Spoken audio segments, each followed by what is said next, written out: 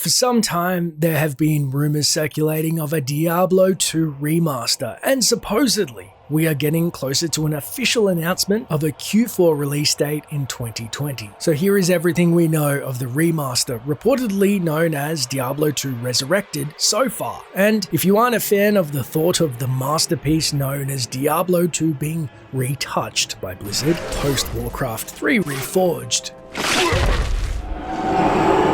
it is finished. In this video, we will be covering 4 other Diablo releases you can potentially expect this year of Diablo games and fan content to enjoy. According to PC Gamer, who recently covered the remaster, and as many longtime fans are aware, until recently, a Diablo 2 remaster was thought impossible, as the original Diablo 2 files had become corrupted near its original launch in 2000, and they ended up using a flimsy test build which was salvaged, meaning without precious source code and assets, if to be remastered in the future, the game would have to be created painstakingly from scratch. As way back when StarCraft Remastered was announced, Blizzard fans actually began asking for a remastered version of Diablo 2. Now at that time, the original games project and design lead, David Brevik, actually echoed the same sentiment and said that Blizzard would have their work cut out for them, and he didn't believe a lot of the assets had survived. Now, according to sources cited by French site ActuGaming, a subsidiary of Activision called Vicarious Visions is working on a remaster scheduled for the 4th quarter of this year called Diablo 2 Resurrected. ActuGaming's editor previously called the Diablo 4 Shadowlands and Overwatch 2 announcements shortly before they were made public at BlizzCon last year. So they're slightly more reliable than the average leaker, which is every punter with a Reddit account. To add credence to this assertion, Vicarious Visions has worked on the PC port of Destiny 2 as well as the Crash Bandicoot Insane Trilogy remasters, which makes that a believable detail. Still though, there is nothing official yet from Blizzard. There's also the slight misgivings some fans may have with Blizzard reworking their favorite titles, which I would be remiss if we didn't cover in this video, such as Warcraft 3's remaster, Reforged, which was originally anticipated highly, yet put Blizzard further on the path to vilified by many fans as another in a line of some perplexing missteps of late. Personally, I think the aesthetics of Diablo reworked is all that's needed. Just giving it a facelift that stays true to the original pixel design, I believe there is a happy medium. What I wouldn't want to see personally is new artistic takes on the art style as seen in Reforged, and of course, no promises broken if they are made. As if they decide to make Diablo 2, say for example, touch up Andariel's Tartars to make it more 2020 friendly, like Diablo 4's version where she is questionably burnt to desexualize the naughty parts, Blizzard may have to consider changing their name to Riot Games, because that's what they will have on their hands. But what do you think? Am I crazy for thinking sex, death, destruction, and a bleak aesthetic are core pillars of Diablo 2's universe? Let me know in the comments. However, if you are a huge Diablo 3 fan due to the more frenetic combat and Diablo 2 fan, I would recommend trying out Median XL mod in the interim. It gives a lot more endgame content to D2 with a greater half-life and has a nice blend of D3-esque skills and of course is free to play as well, and a great fan contribution. Send forth your terror into hell.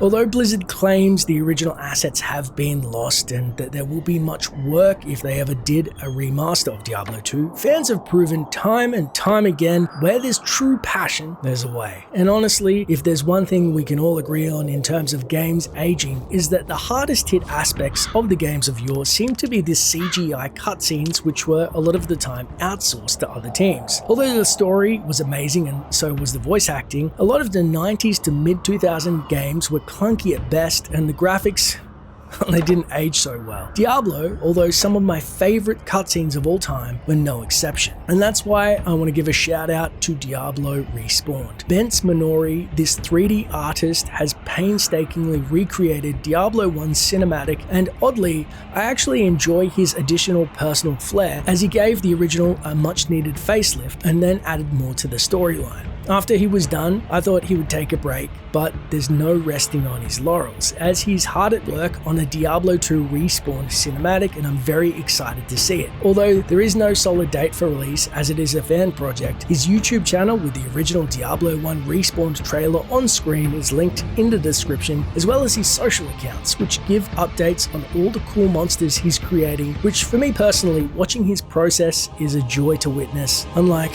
what's going to happen to a poor HD Marius.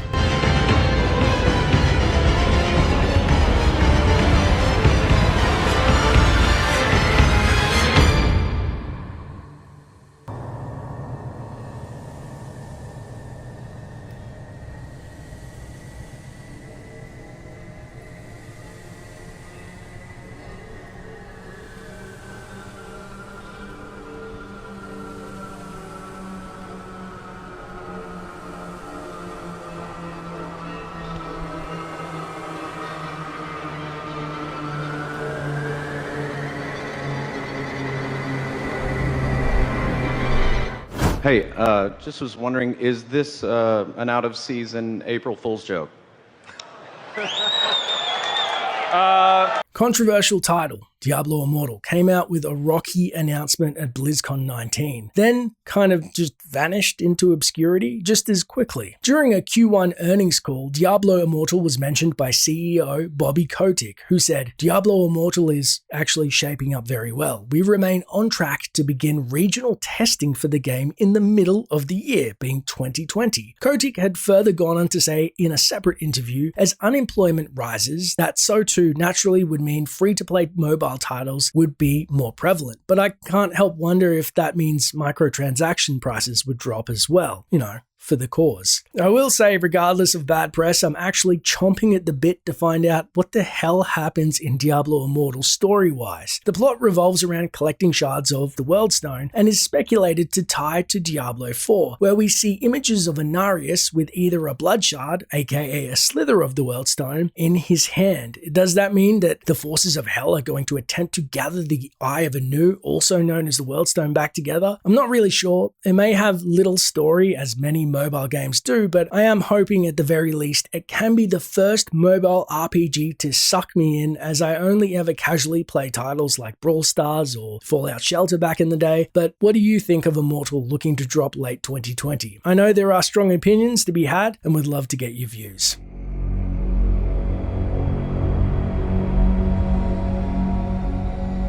The World Stone.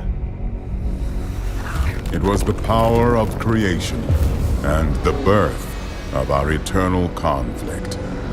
From the high heavens to the burning hells, our desire to control that power poisoned its very nature. And so, I gave my life to destroy it.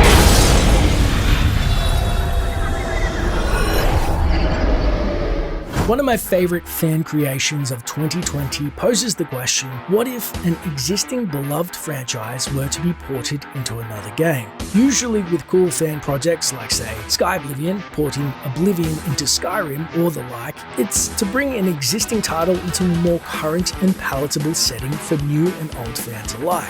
Diablo, however, has ported the aesthetics of Doom and gameplay into the ARPG Diablo-esque setting, effectively merging two entirely different genres with similar tones together. The game looks like a lot of fun, the aesthetics feel true to both classics, and the creator has stated that a playable demo should be available in a few months, and that was back in January. But it is an estimation, and in his words, Diablo automatically extracts the assets out of Doom, including the maps, and implements them into Diablo. Therefore, by uploading Diablo, no copyright protected files are distributed. This is the biggest reason why the development of Diablo takes so long. It is more time consuming than the usual modding of Diablo and Doom, and you can see a demonstration in the videos linked in the description below. Whatever the case, I hope he is safe, and want to give a big thanks to any and all who put their love, sweat and tears into the always arduous journey of fan mods for the community.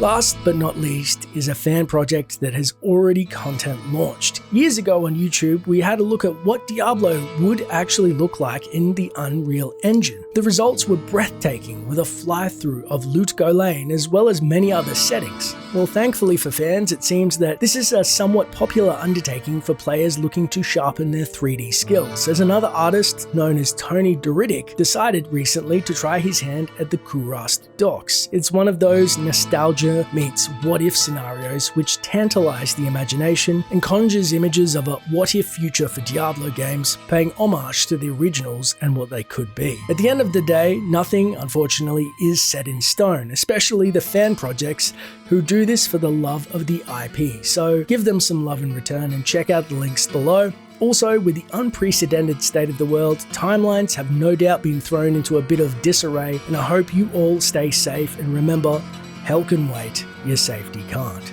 That's it for the video. Make sure to like, subscribe, and hit the bell to stay up to date with the latest lore videos and news on Diablo 4. And follow me on my social channels, linked below, to further the conversation. Thanks for watching, and until next time, Traveler.